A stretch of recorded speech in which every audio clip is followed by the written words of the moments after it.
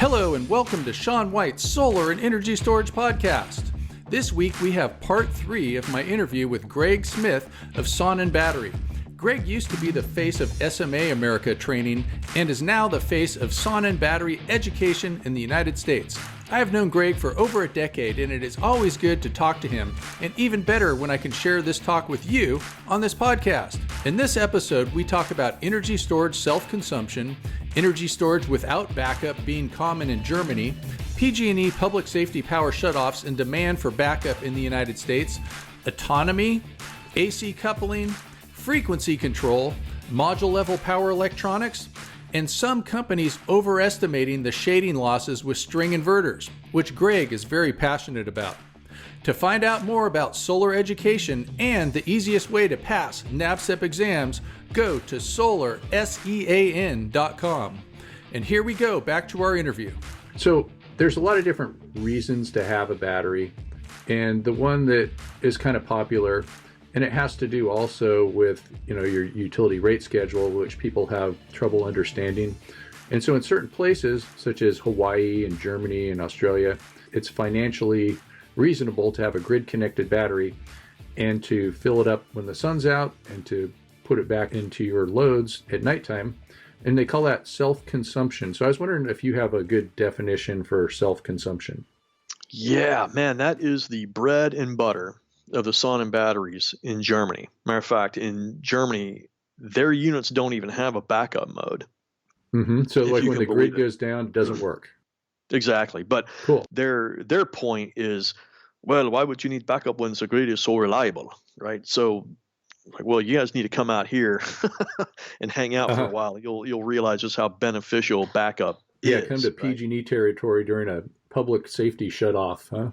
Oh, yeah. Yeah, don't even get me started on that. I tell you, we saw a definite increase in interest for our product when PG&E started doing all that. And it was really interesting how all of a sudden the price of our unit didn't matter to people anymore when they don't have power for 5 days. It was an incredible thing to see. Not that we like these disasters, for our business, but it's just cool that we can help people and that they kind of see the light when something bad happens. Same thing in the Northeast and, Puerto Rico with the hurricanes and stuff.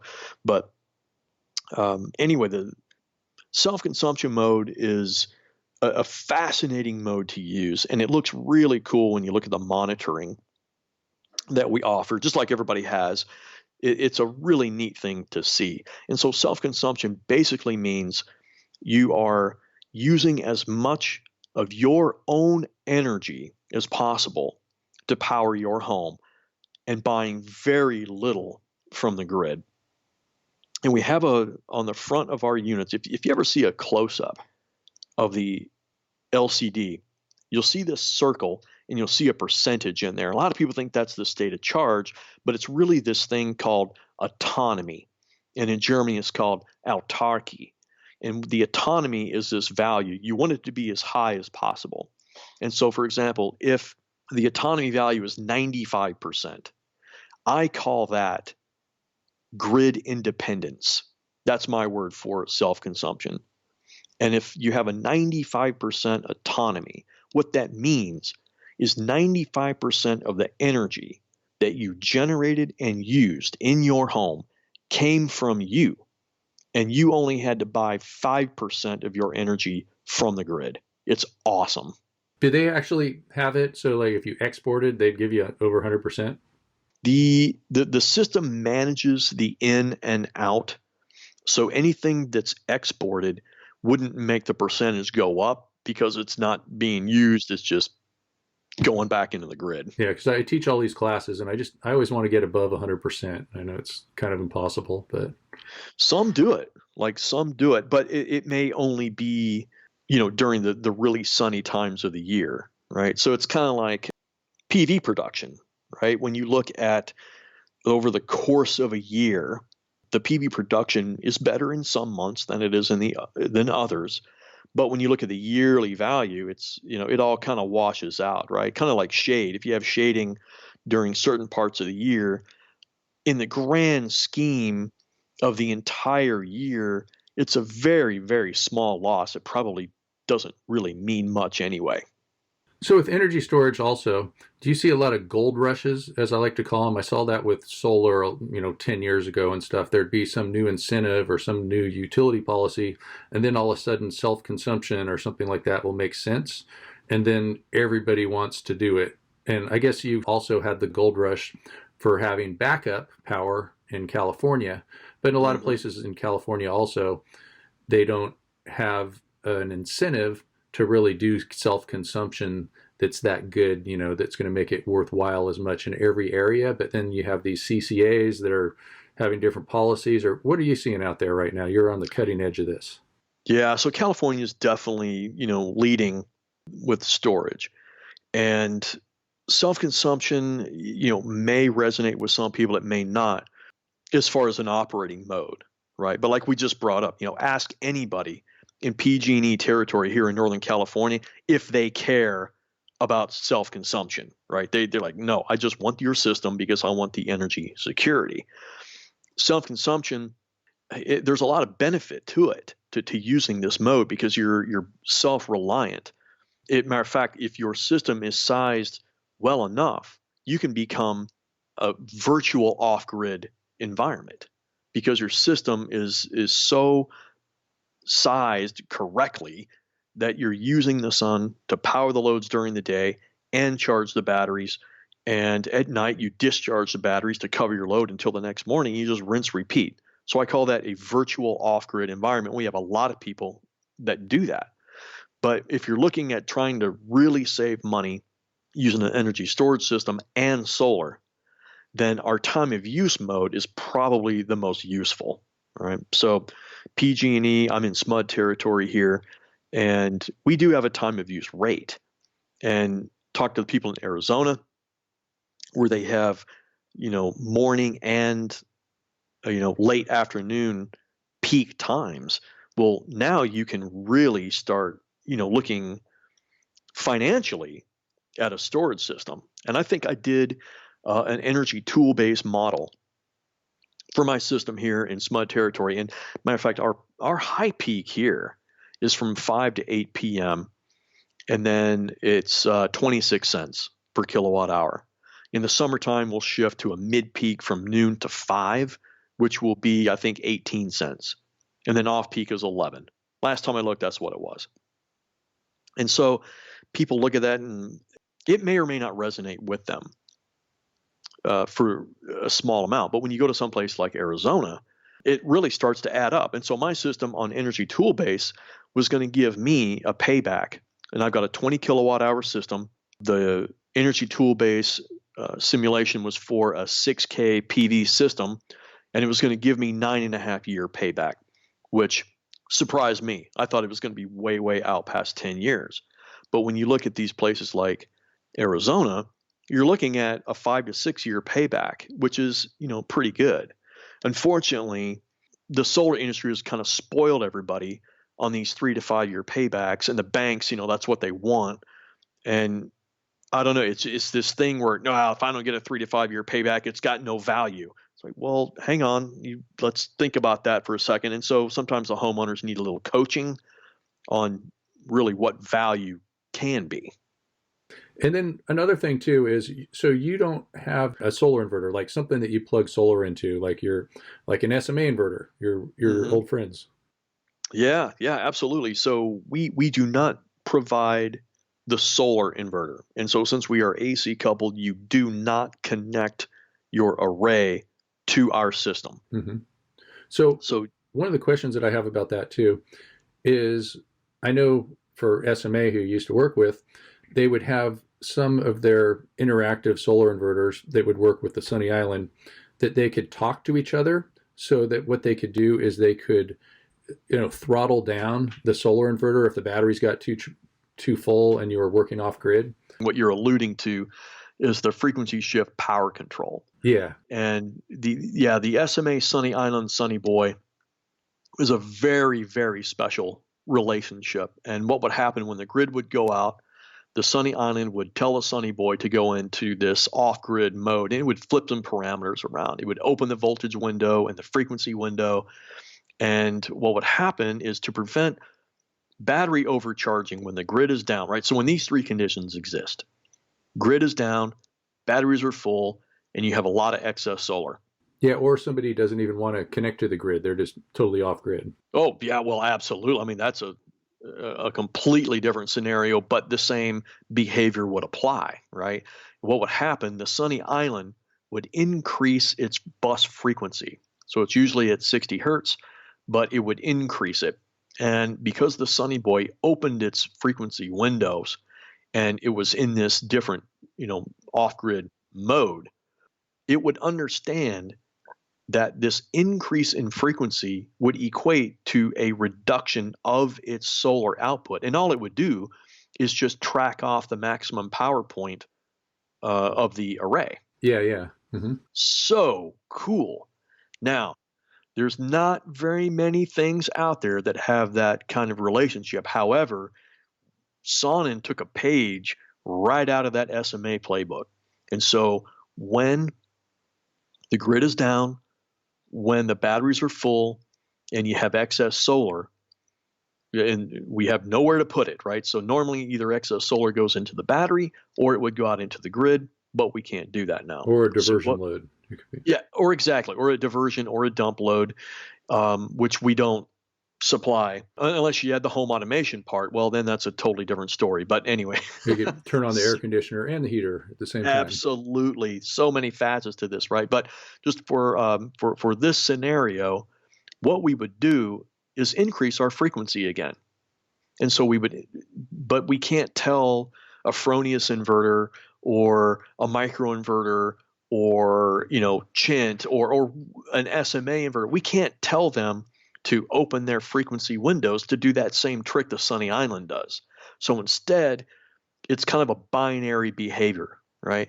When we increase our frequency, we increase it up to 60.9 hertz. So every grid-tied inverter in North America has to operate between 59.3 and 60.5 hertz. That's the threshold. Otherwise, it thinks that the grid frequency is either high or low out of spec. So all we're doing is taking that UL 1741 directive and using it to our advantage to turn the PV inverter off when the batteries are full, when the grid is down, and we don't have anywhere to put that excess solar. It's so cool.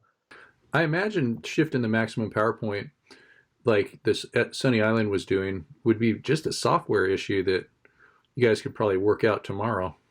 Oh, it's absolutely, Sean. But here's the thing, right? You've got, just for example, you got like 2 or 3 battery inverter companies. You've got dozens and dozens of PV inverter companies.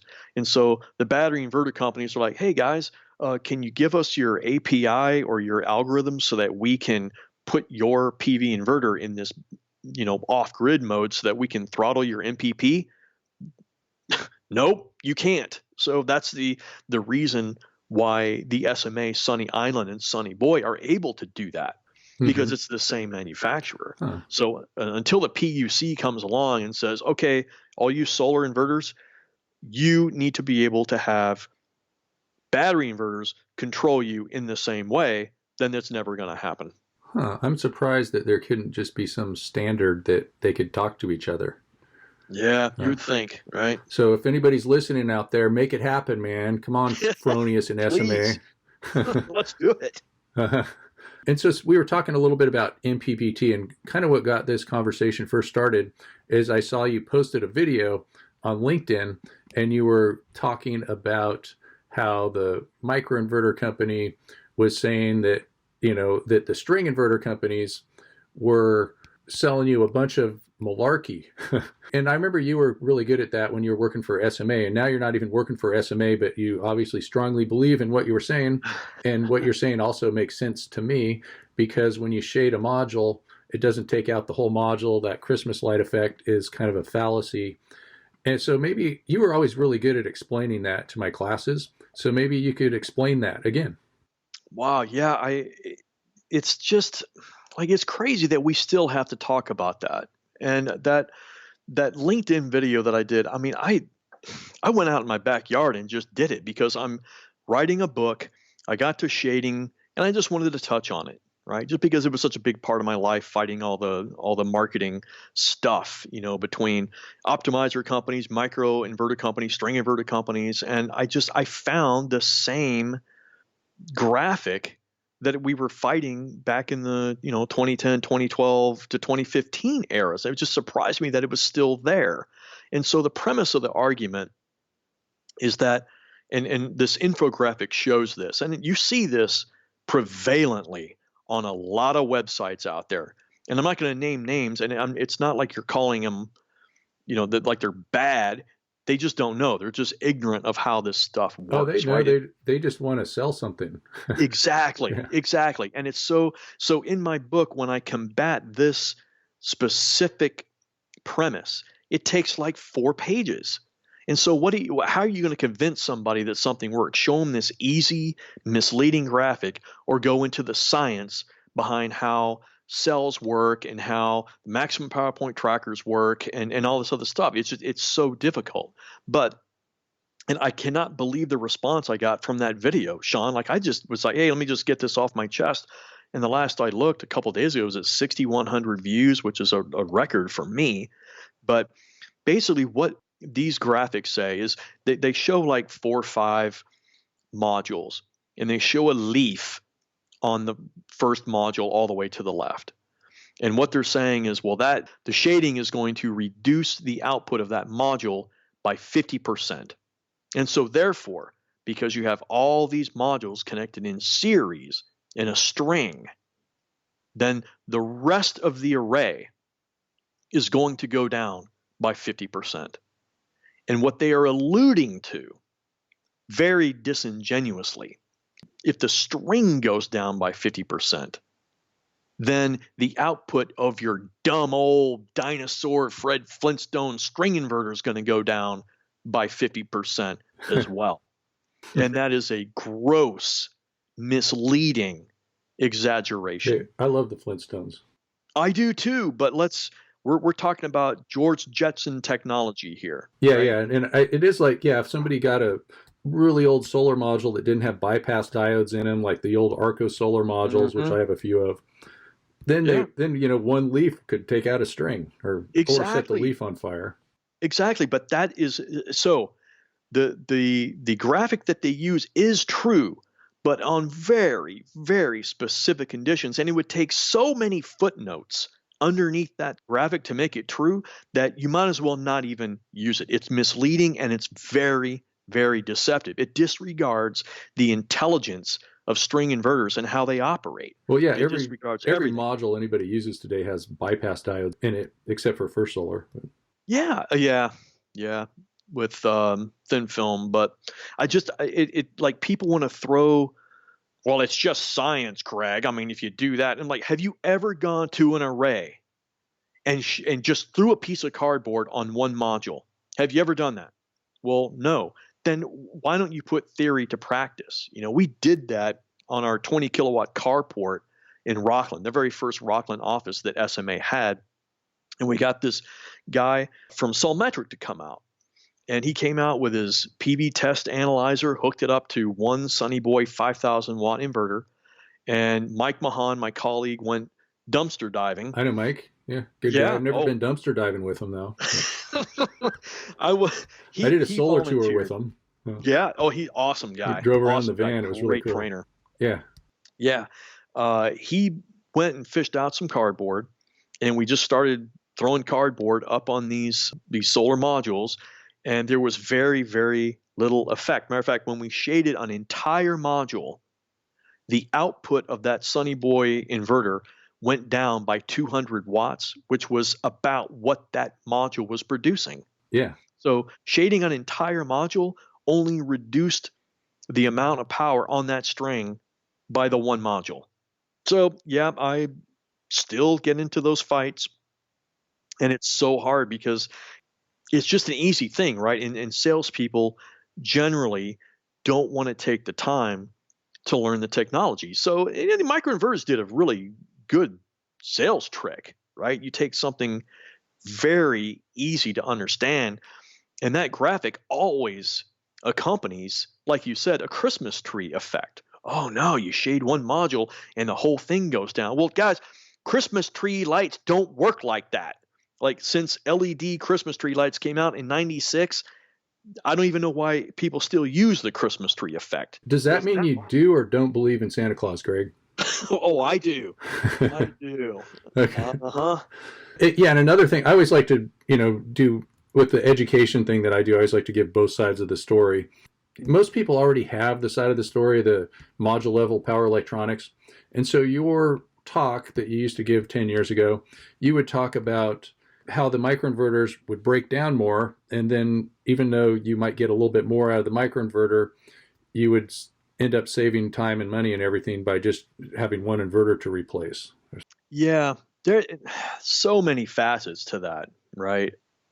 And everybody purports a small failure rate, right? So I'll just take them at their word that it's a 0.2% failure rate. So let's say you have a roof with 30 modules and 30 microinverters, or you've got optimizers up there, right? So you got a solar edge system or an in-phase system. That's all module level electronics up on the roof. And so what I tell people during my trainings, I'll give those guys a 0% failure rate. 0%. Wow. But in the end, eventually, those things are going to wear out. They will wear out. And they're not all going to wear out at the same time. They're not going to wear out at the same location. So the installers that have, 2,000 microinverter installs, well, those things are going to fail at different times. They're going to require a truck roll.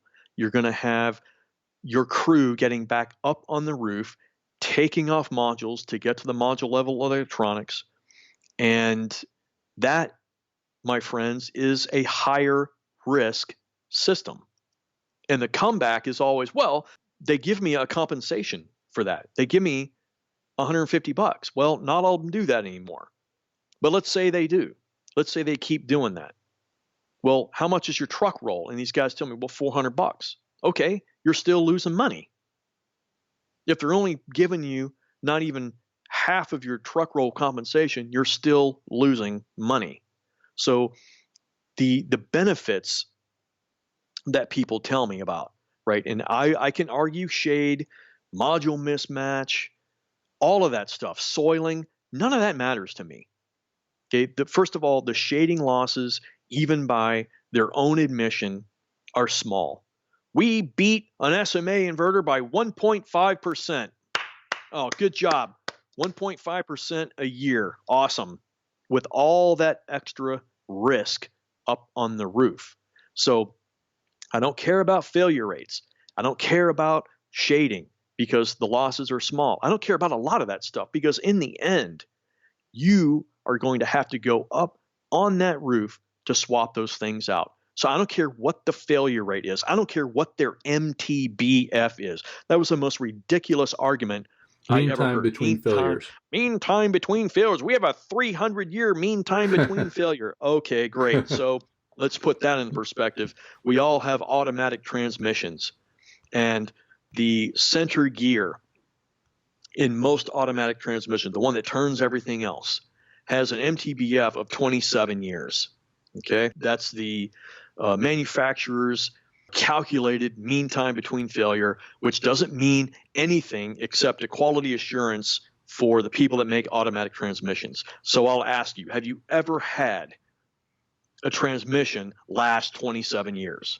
Very rarely, right? You got the grandma that drove the car back and forth from church, and that was it. So yes, there are extenuating circumstances, but in general, MTBF is a meaningless value that doesn't even belong in a conversation when you're talking about reliability. It just doesn't. It's noise. It's a Jedi mind trick to distract you from something else. Thanks for listening to Shawn White's Solar and Energy Storage Podcast as we interviewed Greg Smith of Sonnen Battery. To find out more about Greg Smith, you can get some Sonnen training or look for him on LinkedIn. To find out more about online or live solar and storage classes, go to solarsean.com. Have a great day.